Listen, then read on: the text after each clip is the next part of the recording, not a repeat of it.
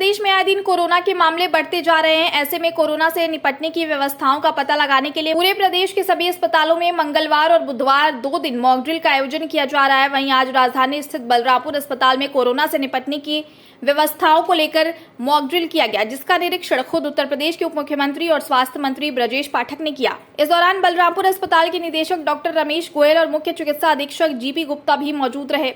Mock drill के दौरान ambulance से एक डमी कोरोना संक्रमित मरीज को अस्पताल लाया गया। इसके बाद उसकी प्राथमिक जांच कर वेंटिलेटर वार्ड में तत्काल इलाज शुरू किया गया। मॉक ड्रिल का निरीक्षण करने के बाद उप मुख्यमंत्री ब्रजेश पाठक ने कहा कि कोरोना से निपटने के लिए सभी जनपदों में एक एक नोडल ऑफिसर नियुक्त किए गए हैं, जो मॉक ड्रिल को नीचे तक परख करके शासन को रिपोर्ट देंगे। डिप्टी सीएम ने आगे कहा कि मैं खुद मॉक ड्रिल का निरीक्षण करने बलरामपुर अस्पताल आया हूं। यहां पर सारे उपकरण चलते हुए मिले हैं। उत्तर प्रदेश सरकार कोविड से निपटने के लिए पूरी तरह से सक्षम है। हर चीज से निपटने के लिए सभी अस्पतालों को निर्देश दिए गए हैं। वहीं बलरामपुर अस्पताल के निदेशक डॉक्टर रमेश गोयल ने बताया कि कोरोना के बढ़ते मामलों को देखते हुए वेंटिलेटर के L2 कोविड वार्ड के लिए 10 बेड और आइसोलेशन वार्ड के लिए 22 बेड आरक्षित किए गए हैं। उन्होंने बताया कि अस्पताल में लगे सारे वेंटिलेटर और 2 ऑक्सीजन प्लांट क्रियाशील हैं। डॉक्टर रमेश गोयल ने बताया कि मरीज को अस्पताल में लाने के बाद मात्र 3 से 4 मिनट के अंदर वेंटिलेटर की सुविधा उपलब्ध कराई गई है।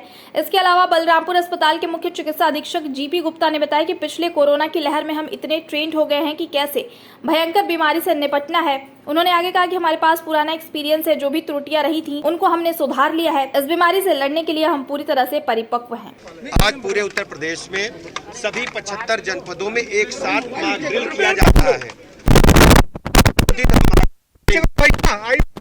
सच्चाई है, जो हकीकत है। इमरजेंसी में हम मरीज का इलाज करेंगे। कोविड पेशेंट का सभी उपकरणों को और सभी पदों में एक एक नोडल ऑफिसर भी नियुक्त किया गया है, जो मॉक ड्रिल को नीचे तक परख करके और शासन को रिपोर्ट देंगे। मैं स्वयं बलरामपुर हॉस्पिटल में आया हूं और यहाँ पर सारे उपकरण चलते हुए मिले हैं। एक मरीज को हमने टेस्टिंग के तौर पर किस ढंग से इमरजेंसी में हम इलाज करेंगे, उसको भी हम पूरी तरह से प्रदेश की जनता को आश्वस्त करते हैं। प्रदेश की जनता को भरोसा दिलाते हैं कि उत्तर प्रदेश सरकार कोविड से निपटने के लिए पूरी तरह से सक्षम है। हर चीज से निपटने के लिए सभी अस्पतालों को तैयार रहने के निर्देश दिए गए हैं और ऐसी कोई पैनिक जैसी स्थिति नहीं है। जो कोविड के मरीज हमारे पास है वो घर पर ही इलाज करा रहे हैं और 2-3 दिन में स्वस्थ हो जा रहे हैं।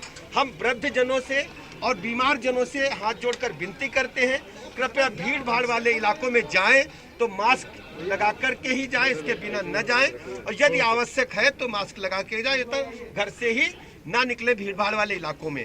हम हर चीज निपटने की कोई पैनिक जैसी स्थिति उत्तर प्रदेश में नहीं है। हमारे सभी CHC पर ऑक्सीजन प्लांट तैयार है। ऑक्सीजन की कोई दिक्कत और किसी भी व्यवस्था की कोई दिक्कत नहीं है। 5000 से ज्यादा बेड फंक्शनल सर यहाँ पर थे 2 साल पहले, क्या सभी को अलर्ट कर दिया गया है? सभी को अभी आवश्यकता अनुसार हम बढ़ाते जाएंगे, क्योंकि बाकी चिकित्सा व्यवस्थाएं सामान्य मरीजों की हमारी आबाद गति से चालू रहे, इसलिए अभी हमने कुछ बेड आरक्षित किए हैं सभी हॉस्पिटल्स में।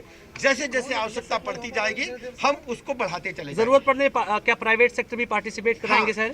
यदि आवश्यकता महसूस है तो सबकी हम सहायता लेंगे, लेकिन अभी सरकारी पक्ष पूरी तरह से तैयार है। हमारे पास पर्याप्त बेड्स उपलब्ध है। नहीं, हमारी कोविड संक्रमण चूँकि हमारे उत्तर प्रदेश में थोड़ा थोड़ा बढ़ रहा है, तो इसीलिए सारे hospitals Covid hospital alert mode पे हैं। हम लोगों ने यहाँ पर वेंटिलेटर के L2 कोविड वार्ड के लिए 10 बेड और आइसोलेशन वार्ड के लिए 22 बेड रिजर्व करके रखा हुआ है।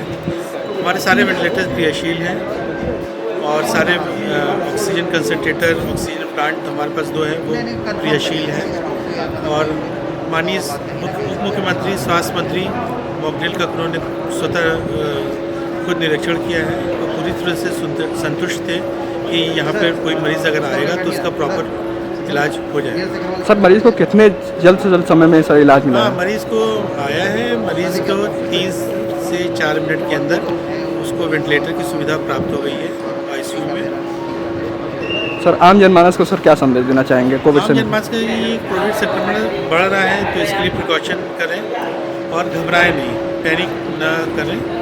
कोविड संक्रमण से बचने के लिए भीड़ भाड़ के इलाकों में मत जाएं। अगर जाना है तो मास्क लगाएं, दूरी डिस्टेंसिंग का, सोशल डिस्टेंसिंग का पालन करें और स्पेशली जो वृद्धजन हैं या जो सीरियस बीमारियों से ग्रसित हैं उनको ज़्यादा देखभाल करना होगा, ज़्यादा सावधानी बरतनी होगी। व्यवस्थाएं जैसे पिछली बार हमारा जो कोविड आया था उस समय बहुत ज़्यादा भयंकर स्थिति में थी। उस समय हम लोगों ने बिल्कुल ट्रेंड हो गए एक तरह से कि किस तरह से इतनी भयंकर बीमारी को मैनेज करना है। तो चूंकि हमारे पास पुराना एक्सपीरियंस है और उसमें जो भी त्रुटियां रही थी उस सब को हम लोगों ने चुस्त दुरुस्त कर लिया है, तो हम लोग हर तरह से परिपक्व हैं इस बीमारी से निपटने के लिए। देखिए, एक आइसोलेशन वार्ड होता है और एक वेंटिलेटर वाला वार्ड होता है, तो हमारे पास ट्रायज एरिया भी है, आइसोलेशन वार्ड भी है, वेंटिलेटर वार्ड जो अभी आपने देखा है वो हमारा वेंटिलेटर वार्ड है। ये हमने आरक्षित करके 10 बेड का वो है और 22 बेड का हमारा नीचे आइसोलेशन वार्ड है। ये हमने उसके लिए कोविड के लिए आरक्षित कर रखा है। सर